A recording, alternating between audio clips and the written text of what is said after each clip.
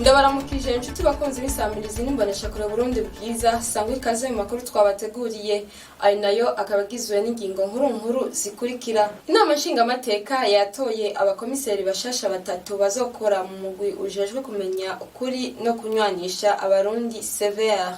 Umukuru w'inama nkenguzamateka y'u Burundi Emmanuel Sinzohagera yarifadikanije n'abenegihugu bo ku mutumba wa Rubirizi kuri wa gatandatu igenekerezo rya 2028 rusamu y'umwaka mu bikorwa byo kubaka isoko ya kijambere. Kuri w'Imana uheze igenekerezo rya 2029 rusamu y'umwaka umukuru w'inama nkenguzamateka nyene Emmanuel Sinzohagera yarasangiye igisabisho n'abakristo b'ishengero Golgotha ryo mu Kinama. Ido nido ryano makuru ni mukanya.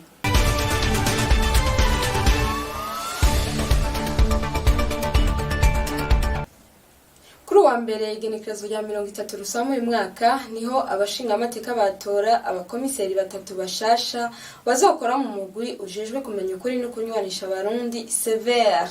Abo batowe nabo akabari Ambassadeur Stella Budiganya, Ambassadeur Laurent Kavakure hamwe na Kajandi Saidi Abdallah. Ivyo bikorwa vyo kubatora bikaba vyabereye mu ngoro y'amakoraniro mu Kigobe.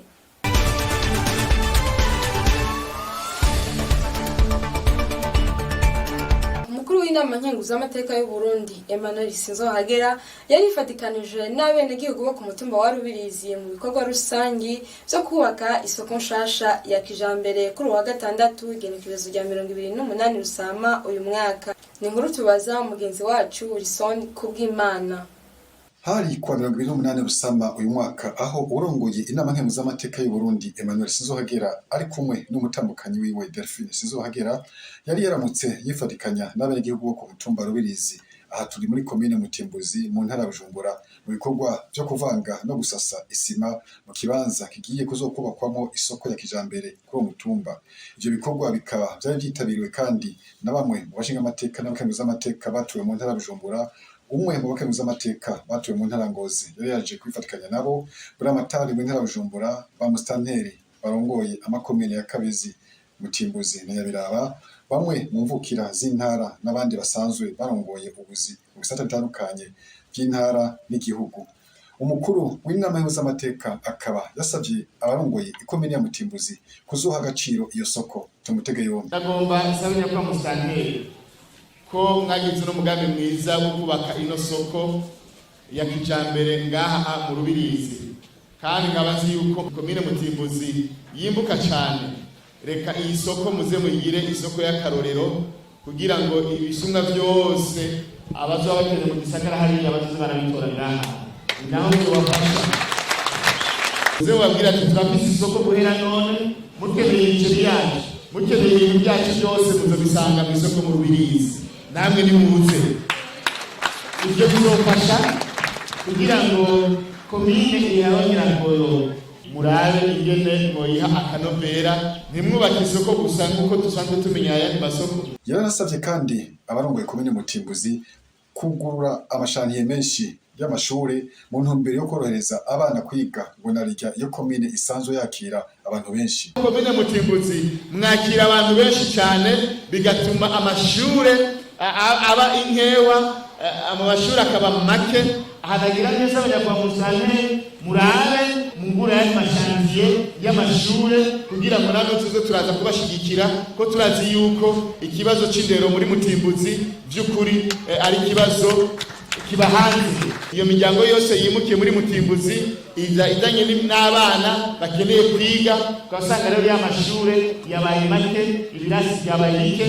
Murakwiye kuraba ico kibazo kijanye n'indero naco nyene mukaraba ingene mutanguza imigambi kugira ngo ico gisata naco nyene kigarukirwe. Uwo mubahwa yaragarutse kumvukira z'intara aho yazisavye kutigira sinda bibazwa, akazihamagarira kwitabira ibikorwa byo guteza imbere aho zivuka. Nagira usubire ntere akamo imvukira, mwumve yuko imvukira tuzihamagarira kwamazitabira ibikorwa byo guteza imbere aho tuvuka.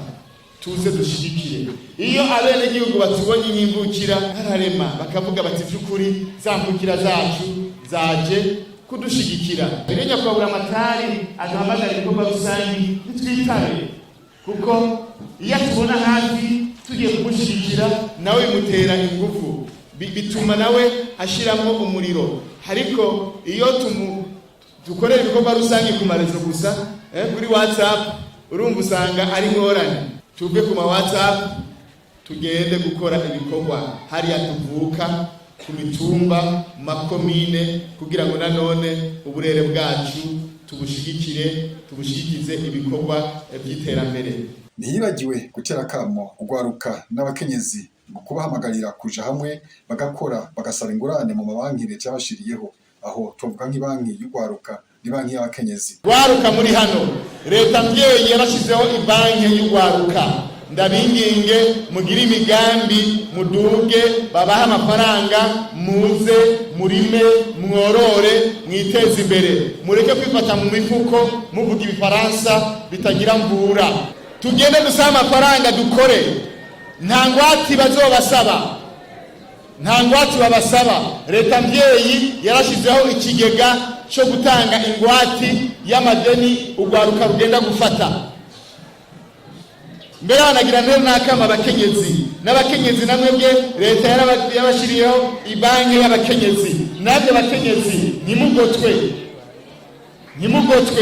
namwe nimuje hamwe makoperative, mugende musabe ingurane. Mutimbuzi haranira, mutimbuzi dufise isi nziza, turime tworore.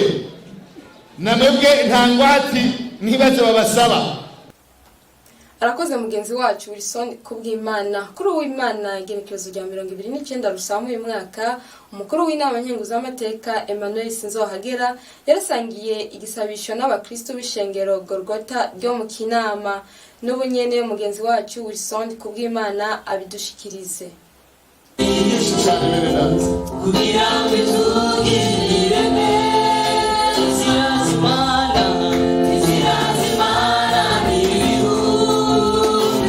Mugisabisho yasangiye n'abakristo bo mu ishengero Golgotha ryo mu Kinama mu gisagara ca Bujumbura kuri wa 29 Rusama uyu mwaka, umukuru w'inama nkenguzamateka Emmanuel Sinzohagera yashimikiye ku cigwa kivuga giti uhoraho yibuka ibyawe.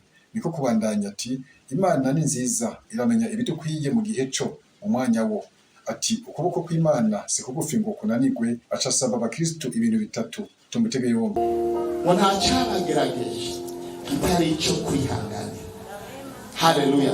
Iyo Imana irinze ikireka kikaza, haleluya, nuko iba yakwambitse inkomezi cyo guhangana naco. Haleluya. Imana yacu yadukunda ku buryo idashobora kuturekurira ibyo tudashobora kwihanganira. Umukuru w'inama nkenguzamateka yasavye abarundi bose gufata akanya bakitegurira kwakira mpwemu yera w'Imana kugira ngo azabere umufasha mu byo bakora. Ntiyibagiwe kwibutsa abarundi bose kubandanya bitwararika amagara yabo mu kwikingira ikiza COVID-19. Aca hamagarira abanyagisagara ca Bujumbura ko mu mwanya imvura igiye kugabanuka koko babera akaryo keza ko gusukura igisagara. Ku muhingamo wo kuri wa 29 Rusama niho haba urukino rwa nyuma mu higanwa ryo mu cicaro ca gatatu ryari ryatunganijwe n'ishirahamwe ry'umupira w'amaguru mu ntara ya Bujumbura. Urwo rukino rukaba rwabereye ku kibuga c'inkino co mu kigo c'ugwaruka Centre Jeune mu Gatumba, aho rwahuje umugwi AC Econete abo bambaye impuzu z'ubururu buhishiye na Burundi Pax abo bambaye impuzu zisa n'ubururu bw'ijuru. Burundi Pax akaba ari yatahukanye igikombe inyuma yo kurusha AC Econete ibitsindo bitatu kuri kimwe. Ni kuri iyo nkuru turangirije ko amakuru twari twabateguriye. Mwakoze mwese mwahisemo kudutega yompi.